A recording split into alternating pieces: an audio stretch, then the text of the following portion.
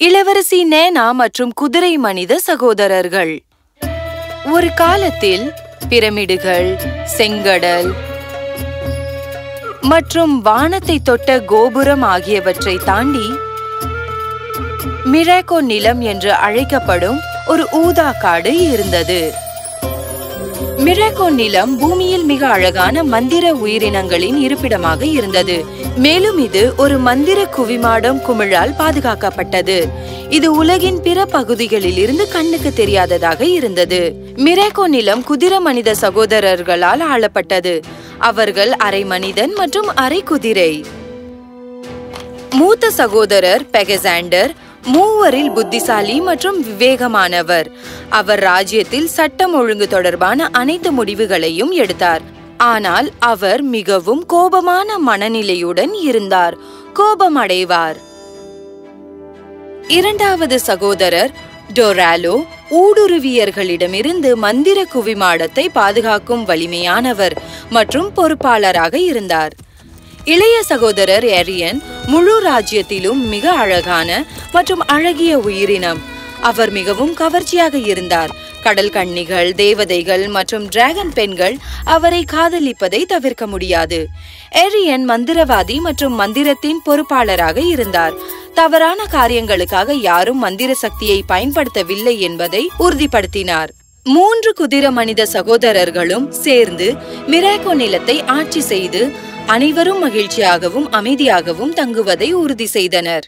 வசந்த காலம் வந்தபோது வழக்கமான சிறந்த மந்திரவாதி சாம்பியன்ஷிப்பிற்கான நேரம் இது. மிராக்கோ நிலத்தின் பல்வேறு பகுதிகளில் இருந்து மந்திரவாதிகள் மற்றும் சூனியக்காரர்கள் பங்கேற்க வந்தனர். குதிரை மனித சகோதரர்கள் நிலத்தின் மிகப்பெரிய மந்திரவாதிகள் என்பதால் அவர்கள்தான் நீதிபதிகள். முதலில் பனிக்கட்டிக்காரிகை வந்தார். அவர் சகோதரர்களுக்கு முன்னால் வணங்கி பெகசாண்டரின் கண்ணாடியில் இருந்து ஒரு பனி அமைப்பை வெளியேற்றினார். அது பெகசாண்டரை போலவே இருந்தது. பெகசாண்டர் சிரித்தார். கூட்டம் ஆரவாரம் செய்தது. அருமை அருமை. அடுத்து வந்தது நகரும் நீர் பீப்பாயில் பச்சை மர்மன்.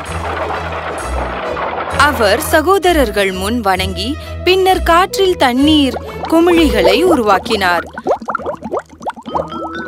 பின்னர் அவர் தண்ணீரில் இருந்து காற்றில் குதித்து குமிழிகளில் சின்ன சின்ன வடிவமாக சிக்கிக் கொண்டார். குமிழிகள் ஒன்றாக வந்து பச்சை மர்மன் மீண்டும் தனது உண்மையான உருவத்தில் தோன்றினார். அருமை அருமை. பெகசாண்டர் டொரோலோவை பார்த்து தலையசைத்தார். அடுத்து சிங்கத்தேரை வந்தது. அது வேறு யாராலும் செய்ய முடியாத மாதிரி குதித்தது. பின்னர் ஒரு டிராகன் பெண், அதை தொடர்ந்து ஒரு தேவதை வந்தார்கள். இவ்வாறு நாள் முழுவதும் சென்றது. கூட்டம் அதை விரும்பியது. வெற்றியாளர் யார் என்று சகோதரர்கள் தங்களுக்குள் விவாதிக்க தொடங்கிய போது திடீரென்று யாரோ அழைப்பதை கேட்டார்கள். யாராவது இங்கு இருக்கிறீர்களா? நான் வழியை மறந்துவிட்டேன் என்று நினைக்கிறேன். ஊடுருவி. ஏரியன் நேரத்தில் எழுந்து திடீரென்று தனது மந்திர கோலை நகர்த்தினான். ஆனால் அவன் மந்திரம் செய்வதற்கு முன்பு புதரில் இருந்து ஒரு மிகவும் அழகான பெண் வெளிவந்தாள். அவன் உறைந்து நின்றான். அழகான நீல நிற உடை அணிந்த அந்த பெண்மணி இளவரசி போல தோற்றமளித்தாள். இறுதியாக உங்களை பார்ப்பதில் நான் மகிழ்ச்சி.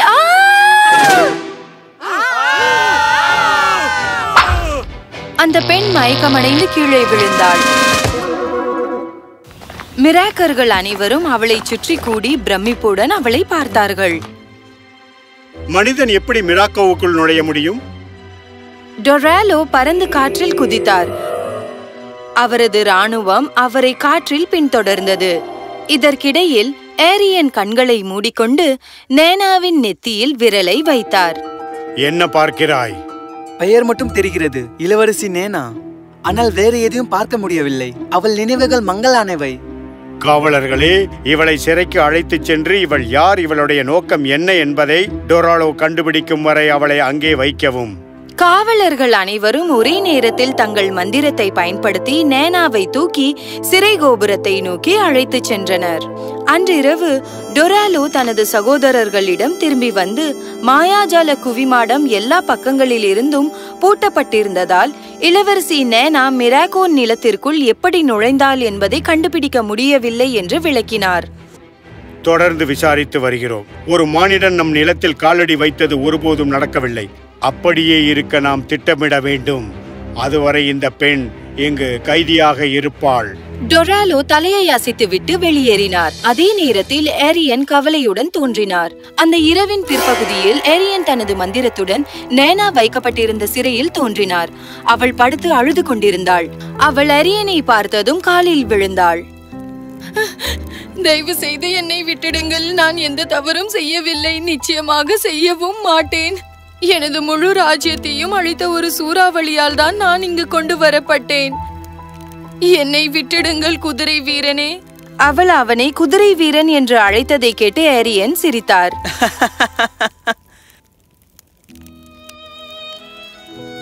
கவலைப்படாத பெண்மணி, நீ யார் என்று தெரிந்துவிட்டதால் நான் என் அண்ணன்மார்களிடம் கூறுவேன். அவர்கள் உன்னை விடுவிப்பார்கள். மிக்க நன்றி குதிரை மனிதரே.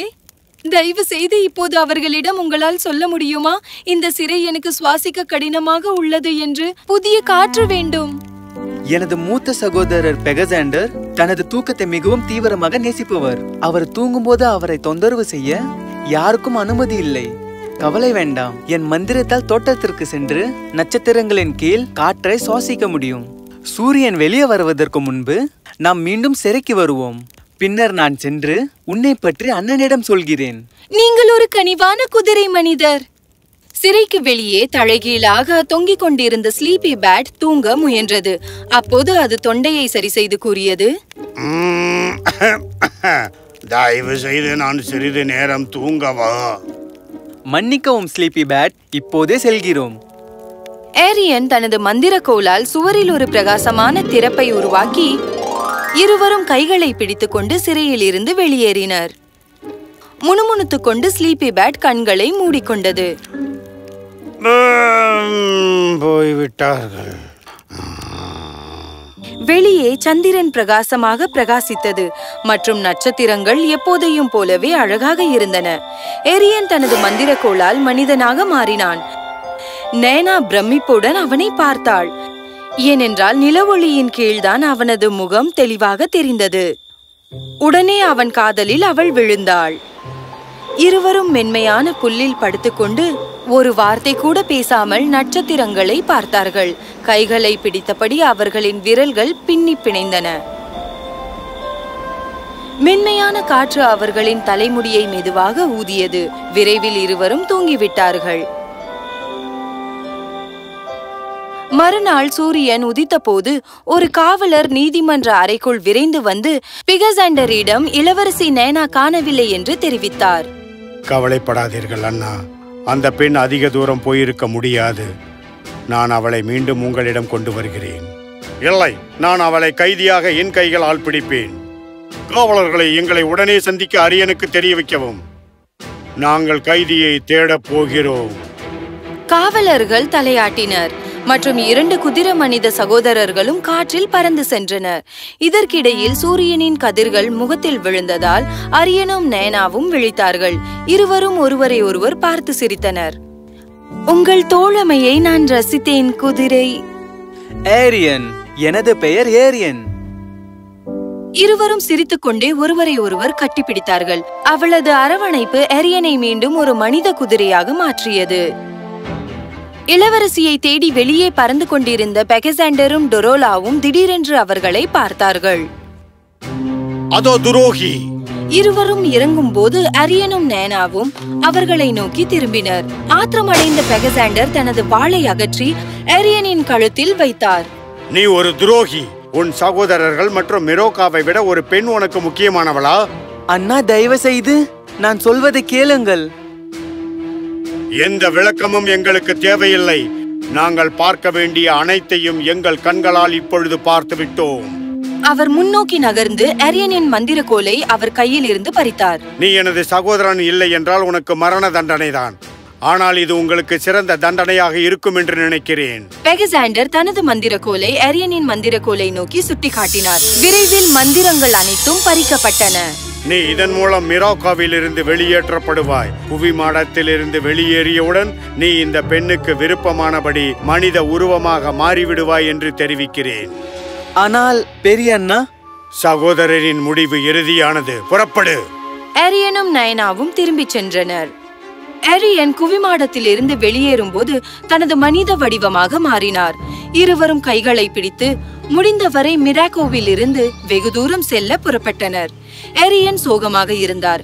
நயனாவும் சோகமாக இருந்தாள். ஏனென்றால் அவள் எல்லாவற்றிற்கும் தன்னை குற்றம் சாட்டினாள். அந்த நாளின் பிற்பகுதியில் அவர்கள் பழங்களை சாப்பிடவும் தண்ணீர் குடிக்கவும் ஒரு ஓடையின் அருகே அமர்ந்த போது ஒரு சில ஆன்மா எடுப்பவர்கள் திடீரென்று காற்றில் தோன்றினர். அவர்கள் மோசமாக சிரித்தனர்.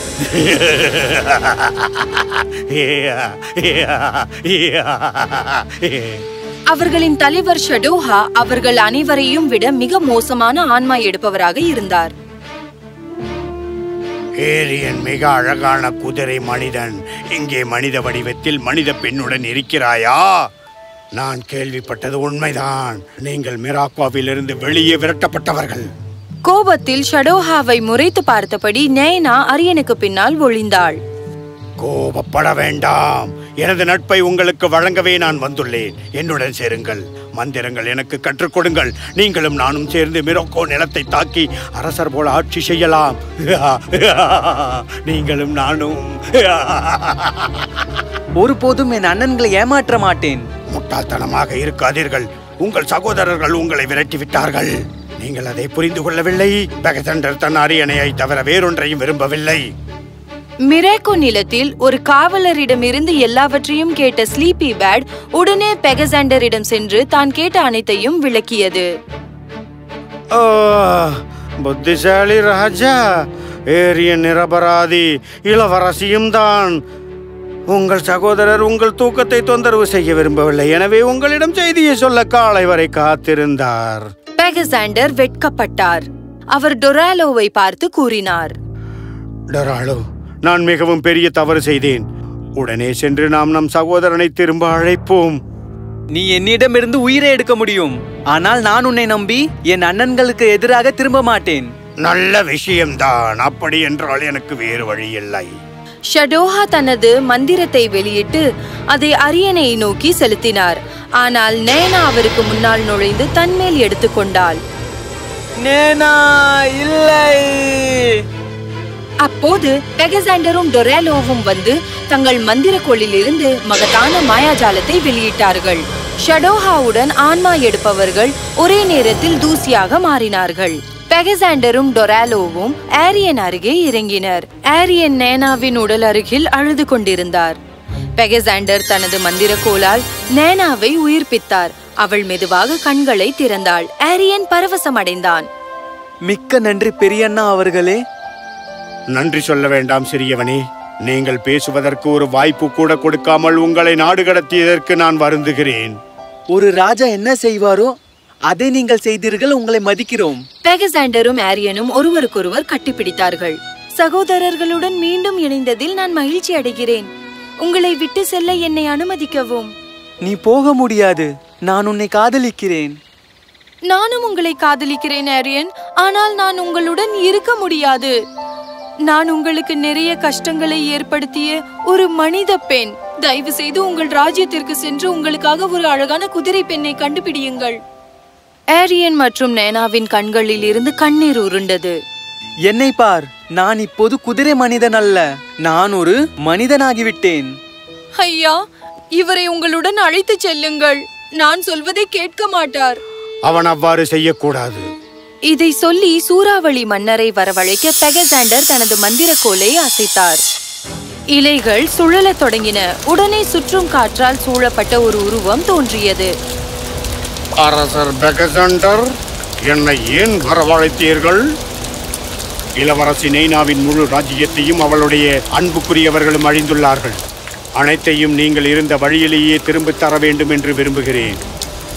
என் இளைய சகோதரர் அரியணையை மணக்கிறாள் என்பதையும் நன்றாக இருக்கிறாள் என்பதையும் அவள் தந்தை ராஜாவிடம் தெரிவிக்க வேண்டும். கோலாகலமான திருமணத்திற்கு நான் அவர்களை அழைத்தேன் என்று கூறுங்கள். சூறாவளி மன்னர் தலையசைத்து மறைந்தார். நேனா உடனே சந்தோஷத்தில் குதித்து பெகசாண்டரை கட்டிப்பிடித்தாள். பெகசாண்டர் நேரான முகத்துடன் அப்படியே இருந்தார். அரியனும் டொராலோவும் அவ்வாறே இருந்தனர். என்னை மன்னிக்கவும் ஐயா. பெகசாண்டர் அரியனுக்கு மந்திர சக்திகளை திருப்பிக் கொடுத்தார். அவர் விரும்பிய எந்த நேரத்திலும் அவர் ஒரு மனித குதிரை அல்லது மனிதராக மாற முடியும். திருமணம் உடனே நடைபெற்றது. மிராக்கோ நிலத்தில் உள்ள அனைவரும் மீண்டும் மகிழ்ச்சியாக இருந்தனர். பெகசாண்டரை பொறுத்தவரை ஒரு முடிவை எடுப்பதற்கு முன்பு சரியாக பார்க்க வேண்டும் என்று சபதம் செய்தார்.